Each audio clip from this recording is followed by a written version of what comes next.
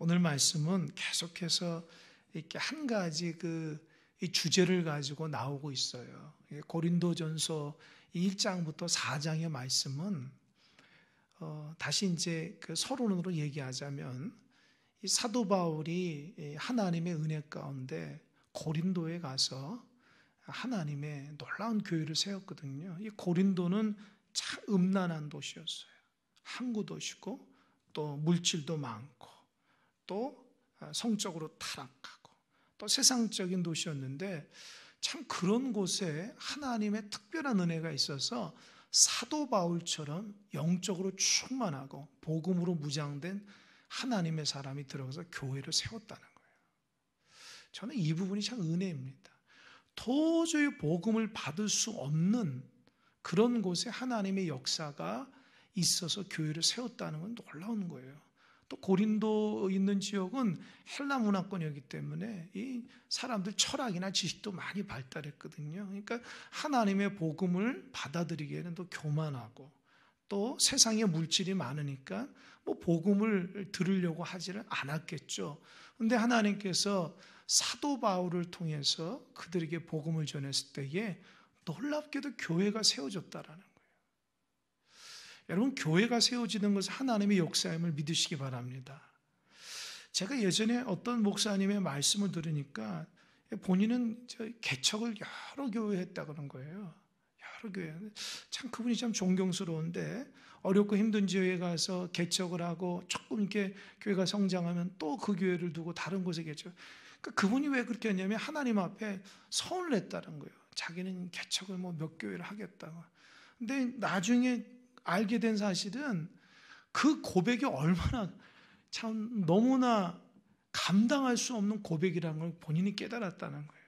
교회 하나 세운다는 것이 그냥 그 땅에다가 집에다가 십자가 하나 거는 그런 의미가 아니거든요. 정말 교회 하나 세우려면요, 그곳에서 진짜 피눈물이 나야 돼요. 헌신의 피눈물이 나야 돼요. 그곳에서 예수 그리스도의 보혈의 피가 묻어날 수 있는 곳이 돼야 됩니다. 여러분, 큰사랑교회도 30년이거든요. 여러분, 30년 역사 가운데 얼마나 많은 분들이 헌신하고 얼마나 많은 분들이 기도해서 교회가 세워졌냐는 거예요. 인간적으로 생각하면 뭐 건물 하나 있겠다 생각. 교회는 건물이 아니라 우리 마음속에 있는 하나님의 성전이거든요. 그러니까 큰사랑교회가 믿음으로 하나 되어서 하나 됐을 때에 여러분 생각해요. 이곳을 거쳐간 사람이 얼마나 많았겠어요. 또 이곳에서 다듬어지고 하나님의 귀한 사람을 세워져간 그 하나님의 섭리와 은혜 가운데 세워져가는 그냥 되는 게 아니에요. 그냥 직분 받는 것도 아니고. 그러니까 사도 바울이 그 거칠고 힘들고 세상적이고 음란스러운 그 고린도에 가서 교회를 세우고 얼마나 감격하겠어요. 그래서 1년 6개월 동안 1년 반 동안 하나님의 복음을 잘 전하고 에베소에 갔는데 들려오는 소식에 교회가 분열한다는 소식이에요. 왜 분열하냐? 웃긴 거는 이 서로 싸우는데 뭐하냐면 이 내 분파가 있다는 거예요. 그러니까 고린도 교인들이 사도 바울이 떠나고 나니까 아볼로라는 사람이 이대 목회자가 와서 말씀을 전하는데 어떤 모양이 되냐면 사람들이 이 바울의 영성을 굉장히 좋아했던 사람은 바울파라하고, 그죠? 또 아볼로가 말씀을 잘 전하고 공부를 많이 한 사람에서 이 아볼로를 좋아하는 또 아볼로파가 생기고, 또 베드로는 게바파가 생기고, 그리스도에게 배운 그 어떤 사람에 의해서 그리스도파가 생기고, 그러니까 교회 안에 복음은 하나인데 무리가 달라졌다는 거예요. 쉽게 말하자면 저 끝에는 바울파고요, 이 두 번째는 아볼로파고요, 세 번째는 게바파고, 네 번째는 그리스도파. 그 사람들이 이렇게 앉아 있는 거예요. 그러니까 같은 교회 안에서도 네 교회가 있다는 거죠. 그러니까 또 네 교회가 어떻게 하냐? 세력 다툼을 하는 거예요. 세 가족이 들어오면 내 편이라 이렇게 해가지고 세례를 세워가지고 자기 영역 안에 들어오니까 이게 무슨 교회냐? 그러면서 사도 바울이 그 말을 듣고 충격을 받아요. 그리고 고린도 교회가 여러 가지 문제가 많았는데 그 많은 문제 중에서 가장 많이 하고 첫 번째 말하는 게 뭐냐면 교회의 분열에 대한 문제예요. 나누어진 문제. 그러면서 그렇게 하는 것은 하나님 앞에 합당치 않다라고 하면서 지난 시간 기억나십니까? 나는 심고 아볼로는 물을 주고 자라나게 하신 분 누구죠? 그렇죠, 하나님. 그러니까 그 말은 뭐냐면 사도 바울이나 아볼로나 무슨 무리를 지려고 하지 않았는데 왜 너희들은 그 세상적으로 무리를 짓냐는 거예요. 이해되시죠? 전하는 사람은 그런 의도가 없는데 받는 사람이 자기의 호불호가 있어가지고 난 이 사람 좋고 저 사람 좋고 이렇게 나눠졌다는 거예요. 그러니까 사도 바울이 어처구니 없다는 거죠. 바울이나 아볼로나 게바나 다 하나님의 동역자이고 하나님의 밭에서 하나님의 사람들을 키우기 위한 하나님의 일꾼들이라는 거예요. 그 이상도 그 이하도 아닌데 고린도 교회 안에 성도들은 세상적인 관점으로 사역자들을 대하기 시작했다는 거예요. 그러다 보니까 교회 안에 여러 분파들이 생겼다는 거죠. 그래서 지난 시간에는 그 얘기를 한 거예요. 그러면서 오늘 이 시간에 무슨 얘기를 하냐면 사도 바울이 고린도 교회를 세웠을 때에 그 근본 바탕이 뭐였냐, 이 부분이에요. 참 이 부분도 굉장히 중요합니다. 쉽게 말하자면 큰사랑교회가 세워졌을 때에 처음에 세워진 목회자의 목회에 대한 여러 가지 교회를 세우기 위한 하나님으로부터 받은 그런 큰사랑교회는 어떤 교회가 됐으면 좋겠다 하는 기도했던 그런 것이 있었을 거 아니에요. 설립의 어떤 기본적인 마음들, 그죠? 그런 거를 얘기하는 거예요. 그러니까 고린도 교회를 개척해서 사도 바울이 세웠을 때의 그 밑바탕이 뭐냐, 그 흘러간 시간 속에서 그 핵심을 집어내고 있는 거예요. 10절 한번 읽어볼까요? 10절 다 같이 시작. 내게 주신 하나님의 은혜를 따라 내가 지혜로운 건축자와 같이 터를 닦아두매 다른 이가 그 위에 세우나 그러나 각각 어떻게 그 위에 세울까를 조심할지니라. 여기서 사도 바울이 중요한 말이 있어요.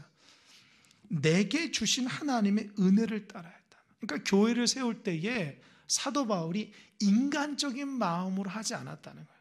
여러분 사도행전에 보면 사도 바울이 어느 지역을 갈 때에 성령께서 역사하고 하나님이 역사합니다. 그러니까 고린도에 갔을 때도 사도 바울이 가고 싶어 간 것이 아니라 하나님의 인도 가운데 간 거예요. 그러니까 내게 주신 하나님의 은혜를 따라서 내가 고린도에 갔다는 거죠. 이해되시죠? 그러니까 고린도 교회는 내가 목적을 가지고 세우려고 해서 세운 게 아니라 하나님이 보내서 그곳에서 하나님의 은혜로 세웠다는 거예요.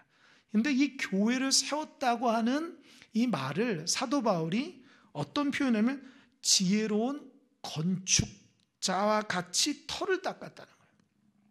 그러니까 건물을 질 때에 여러분 어떻습니까? 터를 닦잖아요. 터를 닦는데 이 사도 바울이 말하기를 자기는 지혜로운 건축자라는 거예요. 지혜로운 건축자의 반대는 뭐예요? 어리석은 건축자죠. 그러니까 지혜로운 건축자가 땅을 딱 보고 여기에다 무슨 건물을 세울까 계산이 들어가잖아요. 그죠? 또 땅을 파고 기초를 뭐 할지 계산이 들어가지 않습니까?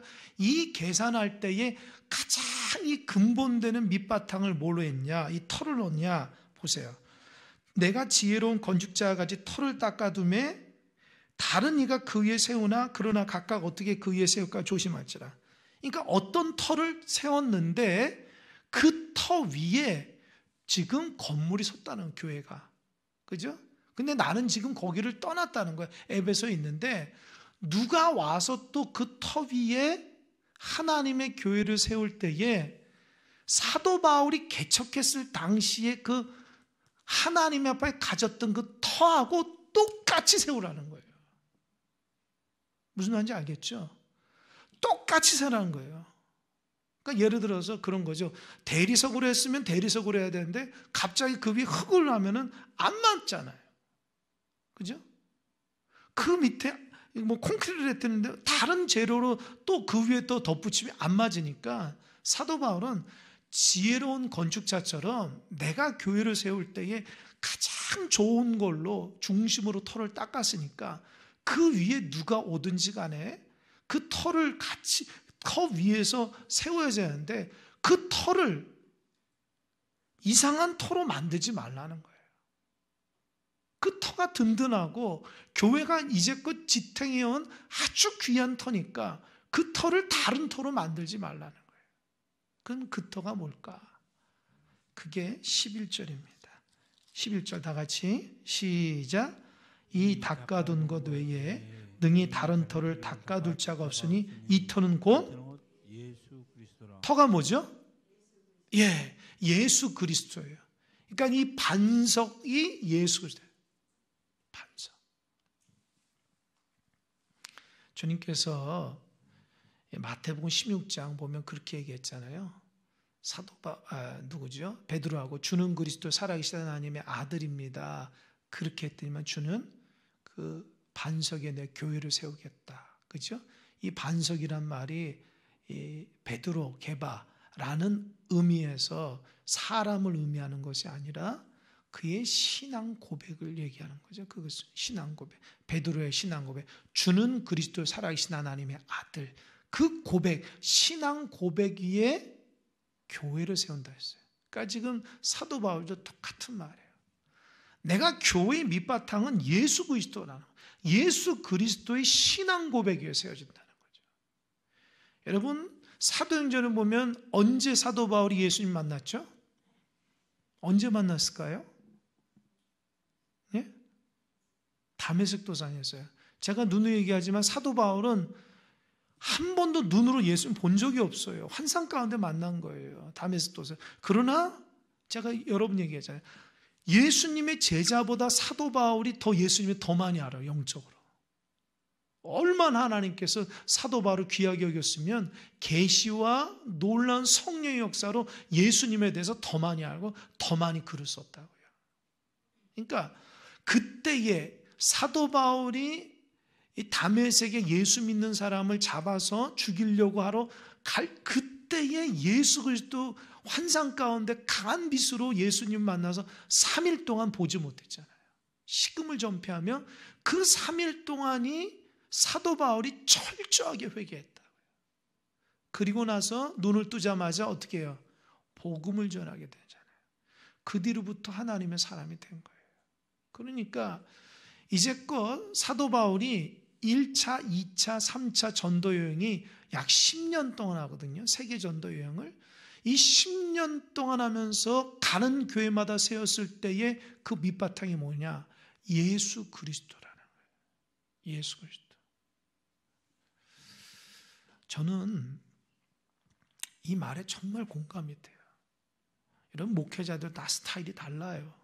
다 신학적인 배경도 다르고 관심사가 다 다르다고요. 근데 저는 어렸을 때부터 진짜 예수라는 말을 너무 많이 들어서 어머니한테 너무 많이 들어가지고 신앙의 핵심은 예수라는 게 못이 박혀 목이. 기도해야 산다. 예배가 목숨보다 귀하다. 그 어렸을 때부터 그런 말을 하도 많이 들어가지고 그것이 지금도 당연한 것처럼 여기고 그런 신앙의 바탕 가운데 있습니다. 여러분 신앙의 바탕이 뭡니까? 예수님이 돼야 돼요. 여러분 신앙의 바탕이 예수가 아니고 다른 것 때문에 다 넘어져요. 내가 분명한 신앙 고백 위에 내 마음의 신앙 고백 위에 내가 교회를 세워야 되는데 그 밑바탕에서부터 예수님이 근본이 안 되면 다 넘어진다. 그러니까 사도 바울은 자기가 다메섹 도상에서 만났던 그 예수님의 강렬함, 그리고 나서 그의 삶이 평생도록 예수님에 사로잡혀서 예수님의 그 놀라운 은혜 가운데 교회의 주인이 예수라는 것을 분명히 알았기 때문에 그 죄 많은 고린도 교회를 세울 때에 예수님만이 그 교회의 주인 되어 주시고 예수님만이 저 강팍한 고린도 교인들을 사로잡고 변화시킬 수 있다는 확신 가운데 예수님의 바탕을 세운 겁니다. 이건 꼭 기억하세요. 강팍한 우리를 변화시키는 것은 사람이 아니라 누구예요? 예수님이 우리를 변화시키는 거예요. 이 고린도 교회가 음란하고 고린도 교회가 교만하고 고린도 교회가 세상의 물질 때문에 사로잡혀가지고 정말 성도들이 타락된 모습이 많았어요. 교회 안에 분란이 얼마나 많았다. 그러니까 사도 바울은 그런 사람들을 정말 올바르게 믿음의 사람으로 세울 수 있는 것은 누구밖에 없어요? 예수님밖에 안 된다는 거예요. 여러분, 큰 사람께 보이지 않는 반석이 누굴까요? 예수님이에요.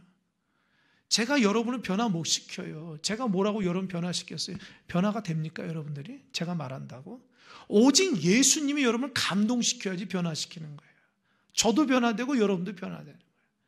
그러니까 여러분 마음속에 예수님의 중심으로 신앙생활을 해야 돼요. 예수님 잊어버리고 다른 거 의지하고 다른 거 집중하면 큰일 납니다. 조금 이따 보겠지만 불이 나타날 때에 싹 타버린다니까요. 그러니까 사도 바울은 고린도 교회가 저렇게 넘어진 이유가 뭘까? 교회 안에 분란이 있는 게 뭘까? 이들이 반석 가운데 세웠는데 그 다음부터 반석을 의지하지 않은 거예요. 예수님을 의지하지 않은 거예요. 세상에 다른 것들을 의지한 거예요. 여러분, 교회가 보세요. 로마가 이제 교회가 타락된 시기가 있어요. 언제가 시기냐면 세계 교회사를 공부해 보면 이 로마 때문에 초대교회가 엄청나게 고통 많이 당했거든요. 초대교회에서는 하나님 앞에 이 로마의 그 강력한 그 악한 무리를 다 물리쳐줘서 신앙의 자유를 달라고 굉장히 많이 부르짖었어요. 그래서 정말 하나님의 은혜 가운데 이 로마의 국교를 기독교로 공인해버리는 거예요. 그러니까 이제는 신앙생활 마음대로 할 수 있었어요. 그런데 놀랍게도 교회 역사가들에 의하면 교회가 핍박되지 않고 자유롭게 신앙생활하면서 교회가 타락하기 시작했다는 거예요. 이게 굉장히 중요해요. 제가 교회사 공부하면서 아주 충격을 받았어요. 그러니까 마음껏 신앙생활하고 어려움이 없고 평안할 때에 우리의 신앙이 자라는 게 아니라 타락한다니까요. 기독교 역사가 그래요. 신앙생활하면서 힘들고 어렵고 고난이 오고 그러면 초대교회는 정말 놀라운 그 역사들이 일어나요. 본질적인 하나님의 역사. 그게 뭐냐면 예수 그리스도의 십자가의 고난 가운데 함께 걸어가는 거예요. 그런데 먹고 살기 편해졌어요.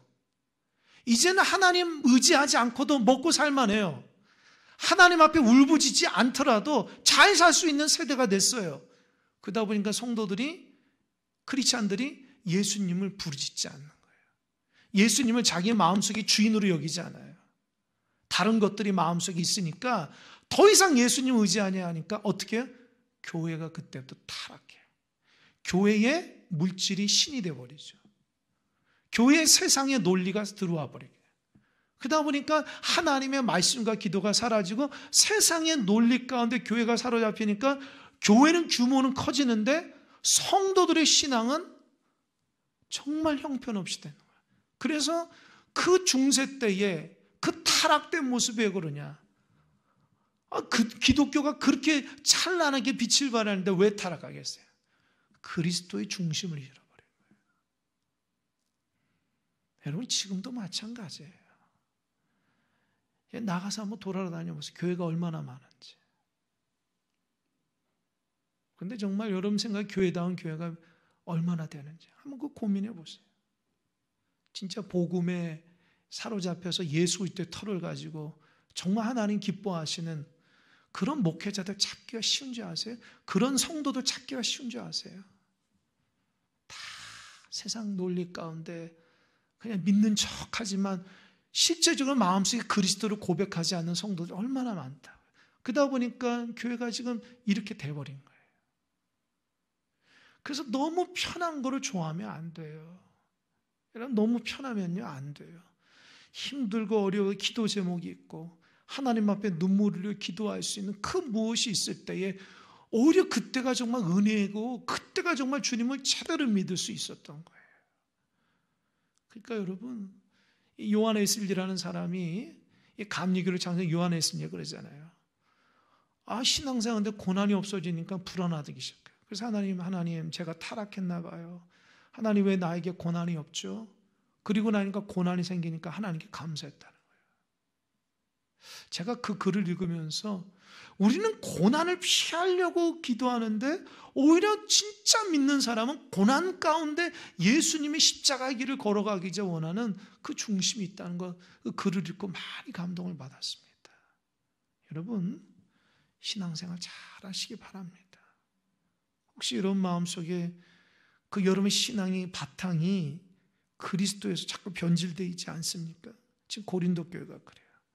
사도 바울은 그리스도 말고는 다른 것 얘기하지도 않았는데 어찌 성도들 마음속에 세상의 논리로 판단하게 되고 무리짓게 되고 시기하고 질투하게 됐다는 거예요. 그러니까 그게 사도 바울이 지적하는 부분이에요. 너희들의 신앙의 바탕은, 교회의 바탕과 신앙의 바탕은 예수 그리스도다. 그 예수님과 함께 동행하고 그 예수님을 높여야 되는데 다른 것이 들어가면 안 된다.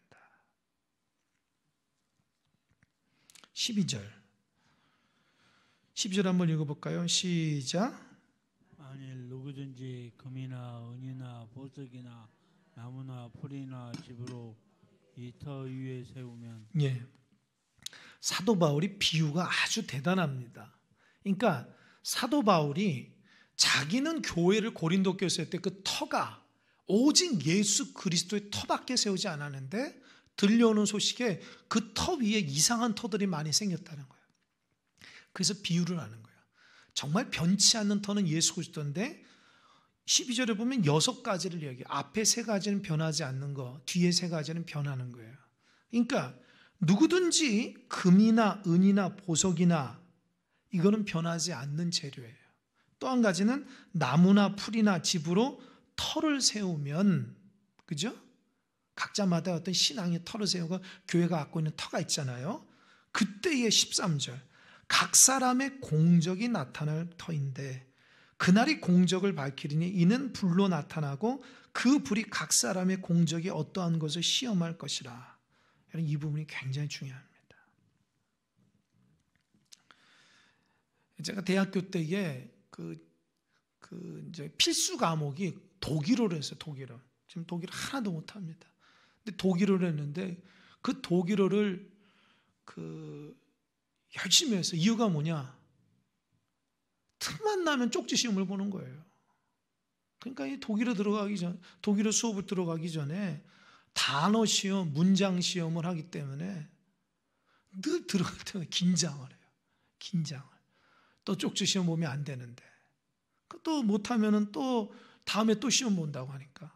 그러니까 들어가기 전에 그냥 그 전날은 어때요? 그 전에 배웠던 단어를 싹 외우고 들어가야 돼요. 만약에 안 된다. 근데 교수님이 언제 할 줄을 몰라요. 언제 할 줄을 몰라요. 근데 뭐 매주 하기도 하고 뭐 한 달에 한 번 하기도 하고 그러죠. 근데 좀 교수님이 한 2, 3주 뜸하게 안 하는 거예요. 그러니까 우리도 요령이니까 이제 교수님이 뭐 쪽지심 안 하나 보다. 그런데 거기에서 저처럼 좀 젊고 좀 이렇게 뭐 좀 암기 좀 한다 하는 애들은 그때 가서 하면 되지. 이렇게 핑계 대는 사람이 많았고, 그래서 조금 대학을 좀 이렇게 늦게 들어온 형님들이나 누님들은 독일어 들어가는 것이 아주 그 시간에 들어가는 것이 힘들기 때문에 그 전날 달달달달 외워서 들어요. 시험을 보거나 안 보거나. 근데 갑자기 교수님이 오래가면 쪽지 시험을 본다는 거예요. 그러니까 머리 쓰다가 공부 안 한 사람들은 다 낙제를 하고 그 시험 볼 줄 알고 꾸준하게 공부했던 형님들, 누님들은 어떻게 해요? 다 통과가 됐다는 거예요. 제가 이 본문을 읽으면서 그 생각이 드는 거예요. 언제 공력이 하나님께서 우리 신앙의 사람이 금으로 줬는지 은으로 줬는지 보석으로 변하지 않는 것을 줬는지 아니면 나무나 풀이나 집으로 금방 무너지고 짓는지 몰라요. 근데 여기서 중요한 게 있습니다. 하나님은요 외형을 보는 게 아니라 그 신앙의 재료를 본다는 거예요. 이거 중요합니다, 여러분. 외적으로 내가 뭐가 되냐 그거 중요하지 않아요. 교회가 크냐 그거 중요하지 않아요. 도대체 그 교회를 재료가 뭐냐는 거예요. 어떤 재료를 썼냐는 거예요. 여러분 신앙이 지금 어떤 재료가 있는 거예요? 내가 몇십 년, 그거 중요하지 않아요. 내 신앙의 바탕이 지금 어떤 재료로 썼는가, 그걸 하나님이 알고 싶어하는, 그 알고 싶어하는 테스트가 뭐냐면 불로 한번 테스트한다는 거예요. 그래서 그동안 이 사람이 어떻게 신앙생활하고 정말 이 교회가 어떤 교회인지를 하나님이 테스트할 때 불로 한번 시험합니다. 이 불이라는 것은 성경에는 두 가지 의미 있어요. 깨끗게 하는 정화장, 정금처럼 하나님이 달고 가지고 깨끗하게 쓰이는 방향이 있고, 하나는 완전히 소멸하는. 그러니까 정말 믿음의 사람들은 정금같이 나오고, 믿음의 바탕이 아니고 세상적이었던 신앙이었던 사람 완전히 소멸되는, 그것이 기준이 뭐냐? 불이라는 거예요. 사도 바울이 지금 이 마음을 알겠습니까? 지금 고린도 교회가 사도 바울이 하나님의 은혜로 예수 그리스도의 정금같이 기준으로 딱 세웠는데, 갑자기 교회가 나무나 집이나 뭡니까? 풀로 만들어가지고 예수님이, 하나님이 고린도 교회를 한번 탁 시험하면 싹 죽고 없어지고 무너질 만한 그런 교회가 됐다는 거예요. 사도 바울이 얼마나 안타까운 마음인지 알겠어요? 여러분, 우리도 마찬가지예요. 여러분이 지금 어떤 신앙인지 하나님이 고난 한번 탁 주면 그 사람 믿음 탁 드러나요. 어려움 한번 탁 주면 하나님 앞에 어떤 자세로 살아가는지 금방 드러납니다.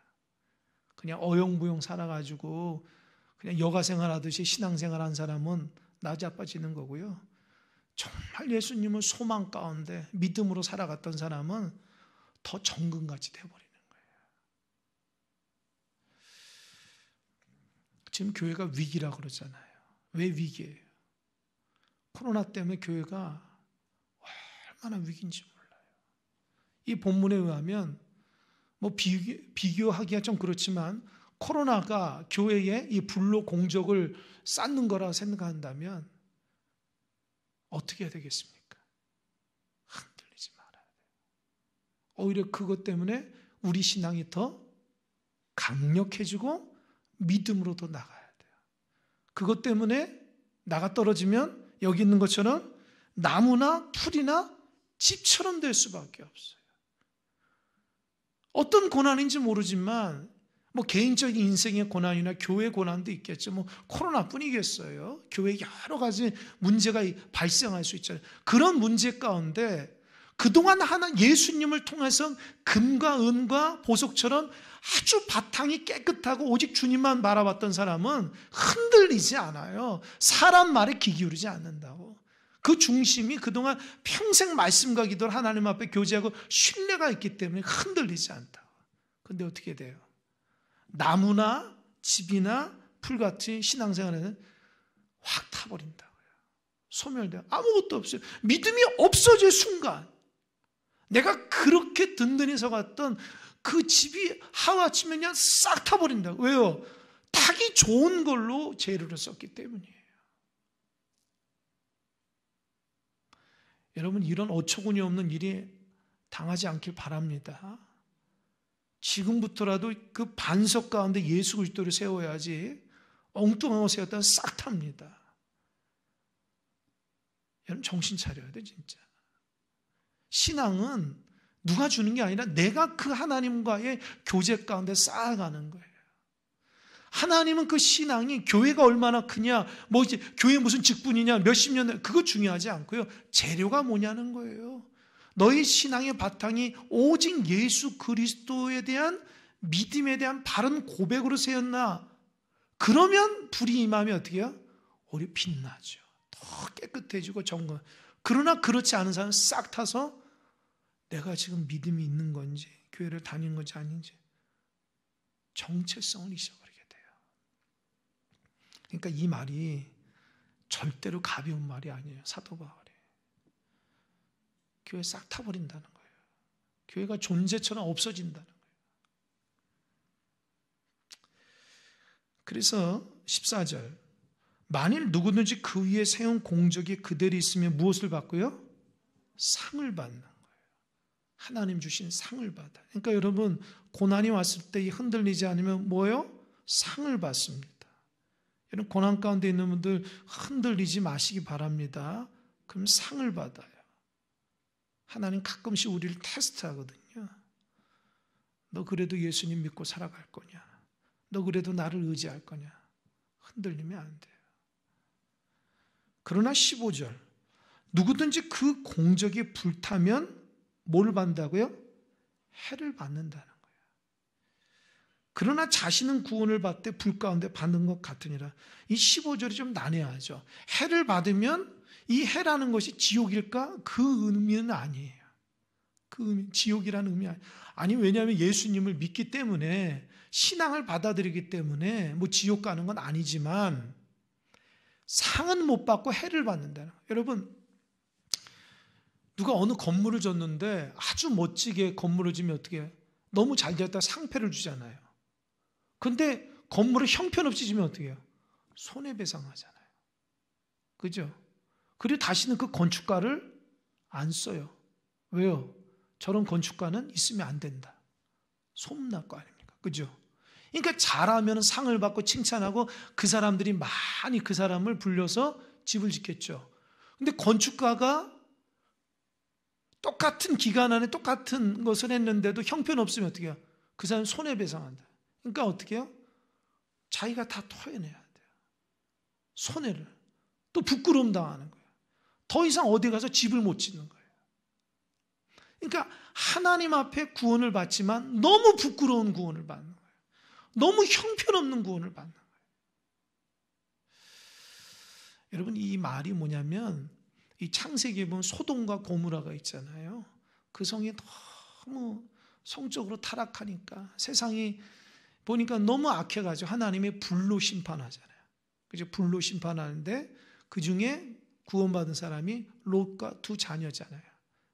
그 롯의 처도 가다가 미련해서 뒤를 딱 돌아서 뭐가 됐어요? 소금 기둥이 됐죠. 그러니까 온전히 구원받은 사람이 롯과 두 딸처럼 그거예요. 거기에서 그래도 하나님의 은혜 가운데 롯이나 두 딸이 잘해서가 아니라 하나님의 은혜 가운데 구원받은 거예요. 무슨 말인지 알겠죠? 그러니까 예수님 믿고 살아는 가요. 그죠? 그런데 우리가 짓는 삶이 그리스도가 아니라 그리스도의 금과 은과 보석이 아니라 자꾸 세상적인 어떤 화려함과 나무나 겉보기에 좋은 나무나 집이나 풀 같은 걸로 빨리 짓고 아주 화려한 것을 만드는데 나중에 고난이 딱 오면 이런 사람은 와르르 무너지지만 그 중심 가운데 깊이 예수 그리스도와 함께한 사람은 흔들리지가 않는다는 거예요. 흔들리지가 않는다. 그래서 흔들리지 않으면 상을 받지만 흔들리면 구원을 받죠. 하나님의 은혜로 받으니까 그 사람 행위가 아니니까 은혜로 받지만 너무 부끄러운 구원이에요. 다른 사람한테 부끄러워. 야, 저거 봐라. 신앙생활하는 사람이 어떻게 저렇게 부끄럽냐? 이렇게 돼버리는 거예요. 여러분 나중에 부끄러움 당하면 안 됩니다. 여러분이 갖고 있는 평생의 신앙이 예수 그리스도의 신앙이 되는데 알고 보니까 예수 그리스도의 신앙이 안 됐다. 그것처럼 부끄러운 거 없는 거예요. 그동안 믿고 그동안 섬기고 그동안 주님을 예배하고 기도했는데 알고 보니까 주님을 위한 게 아니었어. 나중에 드러나면 부끄러우니까 지금부터라도 잘 고쳐나가세요. 정말 주님이 기뻐하시는 정말 예수님밖에 없다. 그럴 정도로 주님을 사모하고 그런 밑바탕 가운데 신앙을 잘 다져나가야 돼요. 저는 확실합니다. 교회가 그리스도의 바탕 가운데 있는 교회는 반드시 하나님의 영광과 능력과 교회의 역사가 일어난다고 저는 생각해요. 그 교회가 화려하지 않더라도 그 교회의 주인이 예수님이면 예수님이 채워주시고 또 예수님이 붙들어 주실 줄 믿습니다. 아무리 화려해도 그 바탕이 하나님이 주인이고 사람이 주인이면 그 교회는 망하게 되어 있어요. 언제요? 시간이 지나면 망하게 되어 있어요. 한순간에 어려움에 탁 오면. 왜요? 주님을 의지한 게 아니었기 때문에. 저는 큰사랑교회가 건물로서만 있는 교회가 되기는 원치 않습니다. 여러분, 큰 사람 교회가 여러분 한 사람 한 사람이잖아요. 그렇죠?